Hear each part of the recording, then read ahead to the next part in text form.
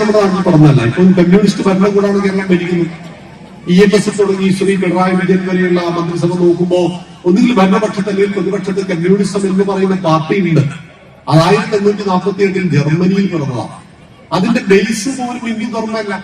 അതിന്റെ ബേസ് വൈരുദ്ധ്യാധിഷ്ഠിത ഭൗതികവാദമാണ്. ഈ പ്രപഞ്ചത്തിലെ സർവ്വതും സൃഷ്ടിച്ചതിന്റെ അടിസ്ഥാനം പദാർത്ഥങ്ങൾ എന്ന് പറയുന്ന ഒരു തിയറിയിൽ വിശ്വസിക്കുന്നതാണ് കമ്മ്യൂണിസം എന്ന ആശയം. ഹിന്ദുക്കൾ സ്വീകരിച്ചു. EMS മുഖ്യമന്ത്രിയാക്കി 57. ആലോചിച്ചു, ഇതാണ് ഹിന്ദു. എല്ലാവരെയും സ്വീകരിക്കാൻ കഴിയുന്നവൻ ഭാരതീയൻ, പ്രകാശം എന്നാണ്. അതുകൊണ്ടാണ് നമ്മുടെ പ്രാർത്ഥന, നീ നിന്നെ പോലെ നിന്റെ ആൾക്കാരെ സ്നേഹിക്കണം. യേശു പറഞ്ഞു, നല്ല കാര്യം. നീ ഭക്ഷണം കഴിക്കുമ്പോൾ നിന്റെ 4 അയൽപക്കങ്ങൾ വിളിച്ചു ചോദിക്കണം. മുഹമ്മദ് പറഞ്ഞു, വളരെ വളരെ നല്ല കാര്യം. പക്ഷെ അവിടെ ചെറിയൊരു പ്രോബ്ലം ഉണ്ട്. ഈ അയൽക്കാരനെ അന്യനായി കാണുന്നത് കൊണ്ടാണ് നിങ്ങൾ ചോദിക്കേണ്ടി വരുന്നത്. ഭക്ഷണം കഴിച്ചോ വേണോ എന്ന് ചോദിക്കേണ്ടി വരുന്നത് അയൽക്കാരൻ അന്യനാണെന്ന ബോധത്തിൽ നിന്നാണ്. ഭാരതം പറഞ്ഞു, വസുദൈവ കുടുംബകം. ഈ ലോകം നിന്റെ കുടുംബമാണ്. ഈ ലോകം നിന്റെ കുടുംബമാണ് എന്ന് പറഞ്ഞത് കൊണ്ടാണ് നിങ്ങൾക്ക് ഇവിടെ പള്ളിയും കാണാം, മസ്ജിദ് കാണാം, അമ്പലവും കാണാം. സൗദി അറേബ്യയിൽ ചെന്നാൽ നിങ്ങൾ പള്ളി മാത്രമേ കാണൂ. അവിടെ അമ്പലം കാണാൻ കഴിയില്ല, അവിടെ ചർച്ചും കാണാൻ കഴിയില്ല. അതായത് ഈ കാഴ്ചപ്പാട് വസുദൈവ കുടുംബകം, ഈ ലോകം നിന്റെ കുടുംബമാണ്. ഇതാണ് സനാതന ധർമ്മത്തിൽ അഭിമാനബോധമുള്ള ഹിന്ദുവിന്റെ ലക്ഷണം. ഞാൻ പറഞ്ഞു വന്നത് രണ്ടാമത്തെ ഹിന്ദുവിനെ കുറിച്ചാണ്, വിശ്വാസിയായ ഹിന്ദു. എങ്ങനെയാണ് വിശ്വാസിയായ ഹിന്ദു ഉണ്ടാകുന്നത്? ഒരു ഗുരുസ്വാമി 30 സ്വാമിമാരും കൂടി മലയ്ക്ക് പോയി. വഴിയിൽ വെച്ച് ഗുരുസ്വാമി ആദ്യം ഒരു അമ്പലത്തിൽ കയറി. അപ്പൊ അതിന്റെ കൽവിളക്കിൽ കിടന്നിട്ട് ഒരു വണ്ട് പടക്കുന്നു. അദ്ദേഹത്തിന് സങ്കടമായിട്ട് വണ്ടിനെ എടുത്ത് പുറത്തേക്ക് കിട്ടും. അപ്പൊ കയ്യിലെണ്ണ പുരുണ്ട്. അദ്ദേഹം തലയിൽ തുടച്ചു. തൊട്ട് പറയുന്ന സ്വാമി എണ്ണ കുത്തി തലയിൽ തുടച്ചു. അതിന്റെ പറയുന്ന സ്വാമി എണ്ണ കുത്തി തലയിൽ തുടച്ചു. ഇങ്ങനെ 30 സ്വാമിമാരും എണ്ണ കുത്തിയിട്ട് തലയിൽ തുടച്ചു. അടുത്ത വലിച്ചപ്പോൾ അവിടെ ഒരു ബോർഡ്, എണ്ണ കുത്തി തലയിൽ വെക്കുവാൻ 150 രൂപയാണ്. ഹിന്ദുക്കൾ മൊത്തം ശേത്തുവാക്കി. ഇതാണ് രണ്ടാമത്തെ ഹിന്ദു, വിശ്വാസിയായി. ഇത് ഗംഭീരം. ഞാനിത് ചെയ്തിട്ട് എന്താ കാര്യം? എല്ലാവരും ചെയ്തു, അതുകൊണ്ട് ഞാൻ ചെയ്തു. അത് നിങ്ങളാണ് അമ്പലത്തിൽ ചില ആളുകൾ ആദ്യം മുന്നിൽ നടക്കുന്ന ആള് അമ്പലത്തിന് താഴെയുള്ള സ്റ്റെപ്പ് ഒന്ന് തൊട്ടൊന്ന് നമസ്കരിക്കാൻ പറയുന്നത് മൊത്തം ആളുകൾ ഈ സ്റ്റെപ്പ് തൊട്ട് നമസ്കരിക്കും. ഒരു നിർബന്ധമുള്ള കാര്യമല്ല. നിങ്ങൾ അമ്പലത്തിലേക്ക് പോകുമ്പോൾ ഇവിടെയുള്ള കൽപ്പടവ് ആളുകൾ ചവിട്ടുന്നത് കൽപ്പടവാണ്. അവിടെ നമസ്കരിക്കണമെന്ന് ഒരിക്കലും നിർബന്ധമില്ല. ശ്രീകോവിലിന്റെ പടവുകളെ നിങ്ങൾ നമസ്കരിക്കേണ്ടതുള്ളൂ.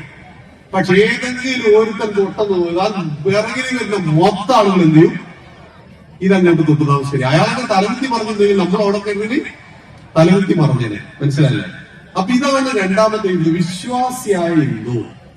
അവിടെയാണ് വിശ്വാസത്തിന്റെ യുക്തിയും ശാസ്ത്രവും നമ്മൾ അറിയേണ്ടത്. നമ്മളെന്താണ് അമ്പലത്തിൽ പോകുന്നത്?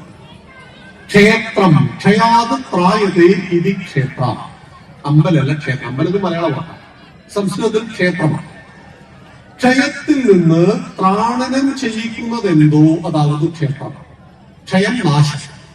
എന്നെ നാശത്തിൽ നിന്ന് രക്ഷിക്കുന്ന സ്ഥലമാണ് ക്ഷേത്രം. അപ്പം 10 ലക്ഷം രൂപയുടെ കടയുണ്ട്, ഇത് പണിക്ക് പോകുന്നില്ല. എല്ലാ ദിവസവും അന്നപൂർണേശ്വരോട് വന്നിട്ട് ഭഗവതി ഇതൊക്കെ വീട്ടിൽ കൊണ്ടെന്ന് പറഞ്ഞാൽ ഭഗവതി ഒരു ചെക്ക് എടുത്ത് തരുമോ? ഇല്ല. പരീക്ഷയുടെ തലേദിവസം വരെ പഠിക്കുന്നില്ല, മൊബൈൽ ഫോണില് റീലും കണ്ടിരിക്കില്ലേ? നമ്മുടെ പിള്ളേർ പലപ്പോഴും, നിങ്ങളുടെ പിള്ളേരല്ല, ഈ നാട്ടിലെ പല പിള്ളേർ, നമ്മുടെ എല്ലാ നാട്ടിലെ പിള്ളേരുണ്ടാവും. അവര് പരീക്ഷയ്ക്ക് 2 ആഴ്ച ഉണ്ടല്ലോ, ഇനി 1 ആഴ്ച ഉണ്ടല്ലോ, ഇനി 3 ദിവസം ഉണ്ടല്ലോ, ഇനി 2 ദിവസം ഉണ്ടല്ലോ, തലേദിവസമായിരിക്കും ഇതിനെ കുറിച്ച് ബോധം ഉണ്ടാവുക. അങ്ങനെ റീല് കണ്ടിരുന്നു. അന്ന് ദിവസം രാവിലെ 1 ലിറ്റർ വെളിച്ചെണ്ണയും കൊണ്ട് ഭഗവതിനെ കാണാൻ വേണ്ടി പോക്ക്. പിന്നെ പരീക്ഷ ആരെഴുതുന്നതിനിപ്പോ ഭഗവതി എഴുതുക. മനസ്സിലായല്ലോ? ഇതാണ് രണ്ടാമത്തെ ഹിന്ദുവിന്റെ അവസ്ഥ.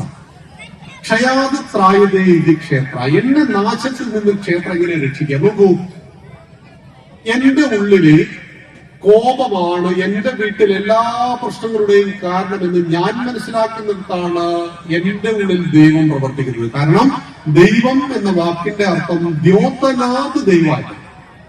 ദ്യോതിപ്പിക്കുക, പ്രകാശിപ്പിക്കുക.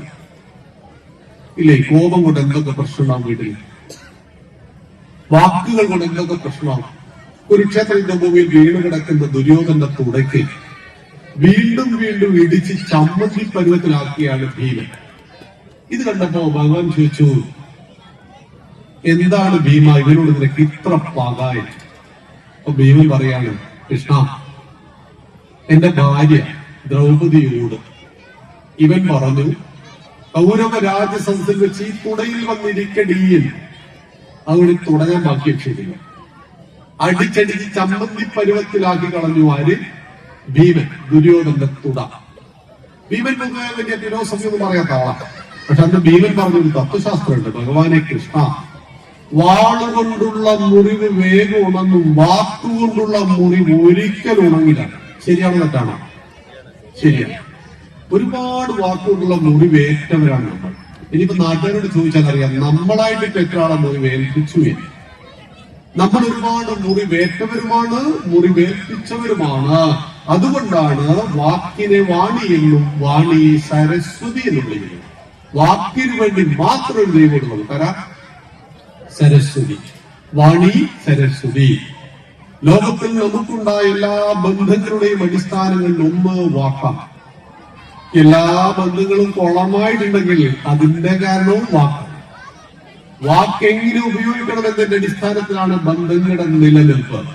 അത് ഫോണിലാവട്ടെ, നേരിട്ടാവട്ടെ, വീട്ടിലാവട്ടെ, ഭാര്യയോടാവട്ടെ, ഭർത്താവിനോടാവട്ടെ, പറയാൻ പാടില്ലാത്തൊരു വാക്ക് വായിൽ നിന്ന് വീണ് പോയാൽ ആ ബന്ധം ചിലപ്പോൾ അവിടെ തീരും. അതുകൊണ്ടാണ് വാക്ക് വാടിനേക്കാൾ മുറിവേൽപ്പിക്കുവാൻ ശേഷിയുള്ളതാണ് എന്ന് തിരിച്ചറിഞ്ഞിട്ട് വാക്കിന് വേണ്ടി ഒരു ദൈവത്തെ പ്രതിഷ്ഠിച്ചവരാണ് നമ്മൾ ഹിന്ദുക്കൾ. വാക്ക് വാണി. ക്രോധം പല വീട്ടിലെയും പ്രശ്നങ്ങളുടെ അടിസ്ഥാന കാരണം വ്യക്തിയുടെ ഉള്ളിലെ ക്രോധമാണ്. അതുകൊണ്ടാണ് ഗീതയിൽ ഭഗവാൻ പറയുന്നത്, ക്രോധ ഭവതി സമൂഹ. ക്രോധത്തിൽ നിന്ന് സമൂഹ, അറിവില്ലായ്മ. സമൂഹാത് സ്മൃതി വിഭ്രമ, അറിവില്ലായ്മ ഓർമ്മക്കുറവ്. അതുകൊണ്ടാണ് വെറുപിടിക്കുമ്പോൾ പരിസരം മറന്നു. ശരിക്കുള്ള വെറുപിടിച്ചാൽ ആളെ മറന്നു. ഇതാരോടാണ് സംസാരിക്കുന്നത് മറന്നു. സംസാരിച്ച് 10 മിനിറ്റ് കഴിഞ്ഞ ശേഷമാണ് പറഞ്ഞ വാക്കിനെ കുറിച്ച് ചിന്തിക്കുക. അപ്പോഴേക്കും മറ്റേ ആള് തകർന്ന് തരിപ്പണായിട്ടുണ്ടാവും, ബന്ധങ്ങളെല്ലാം ശിഥിലമായി പോയിട്ടുണ്ടാവും. പിന്നീടുള്ള സോറി കൊണ്ട് ചിലപ്പോൾ ആ പ്രശ്നം തീർക്കാൻ കഴിഞ്ഞെന്ന് വരില്ല. രണ്ട് സോറി കണ്ടുപിടിച്ചുകൊണ്ട് മാത്രം പ്രശ്നം തീർന്നു എന്ന് വരില്ല. സമൂഹ സമൂഹാത് സ്മൃതി വിഭ്രമ, സ്മൃതി വിഭ്രംശാത് ബുദ്ധിനാശോ, ഓർമ്മക്കുറവിന് ബുദ്ധിനാശം, ബുദ്ധിനാശാത് പ്രണശ്യതി, ബുദ്ധിനാശം സർവനാശം. ഭഗവത്ഗീതയിൽ ഭഗവാൻ പറഞ്ഞതാ. ഹിന്ദുക്കൾ ഇപ്പൊ എന്തിനാ ഭഗവത്ഗീത പഠിക്കുന്നത് എന്ന് ചോദിച്ചാൽ ഇതൊക്കെ അതിൽ പറഞ്ഞത്. നമ്മുടെ ജീവിതത്തിലെ എല്ലാ പ്രശ്നങ്ങളെയും പരിഹാരം അവിടെ പറഞ്ഞിട്ടുണ്ട്. ഗീതയിൽ ഭഗവാൻ അർജുനോട് പറഞ്ഞിട്ടുണ്ട്. അങ്ങനെ ജീവിതത്തിൽ ഒത്തിരി പ്രോബ്ലം ഉള്ള ഒരു വ്യക്തി ശ്രീകൃഷ്ണനെ കാണുവാൻ വേണ്ടി ഗുരുവായൂരപ്പൻ ഭഗവാനാണ്. ഗുരുവായൂരപ്പനെ കാണുവാൻ ചെല്ലുമ്പോൾ നമ്മൾ ഗുരുവായൂരപ്പനെ കുറിച്ചാണ് പഠിക്കുന്നതെങ്കിൽ, ശ്രീകൃഷ്ണനെ കുറിച്ചാണ് പഠിക്കുന്നതെങ്കിൽ ഒരു കുഴപ്പമില്ല. ഞങ്ങൾ കഴിഞ്ഞ ദിവസം അയോധ്യ, കാശി, മധുര യാത്ര കഴിഞ്ഞ് വന്നു. കാശി ക്ഷമിക്കണം, മധുരയിൽ ചെന്നാൽ ശ്രീകൃഷ്ണൻ ജനിച്ച ജയിലുണ്ട്. അത് അവിടെ തന്നെ കടക. കുറച്ച് സമയം പോയവരുണ്ടോ? ഉണ്ടാവും അല്ലേ? യെസ്, ആ ധാരാളം പേരുണ്ടല്ല. ഭവൻ ജനിച്ച ജയിലിൽ നമുക്ക് കുറച്ച് സമയം ഇല്ല.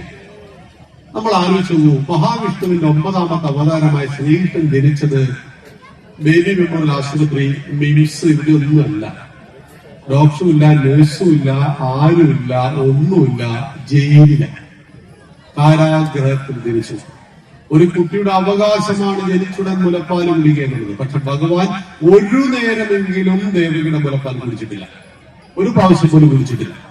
ജനിച്ചുടൻ വസുദേവൻ കൂട്ടയിൽ ചുമന്ന് യമുനാ നദി കടന്ന് നന്ദനോദ്യാനത്തിൽ എത്തിച്ചു. യശോദ പ്രസവിച്ച കുഞ്ഞിനെ ഇങ്ങോട്ടെടുത്തു ഈ കുട്ടി അവിടെ വെച്ചു. 6 മാസം പ്രായമുള്ള ഭഗവാനെ മുല കൊടുത്തു കൊണ്ടുവാൻ ആയിരുന്നു? പൂതനാണ്. ഭവനിൽ ഇത് ഒന്നുമില്ല, അവിടെ മുല വിളിച്ചു. മുല കൊടുത്തു കൊല്ലാൻ വന്നവളെ മുല കുടിച്ചു കൊന്നു കളഞ്ഞു ഭഗവാൻ.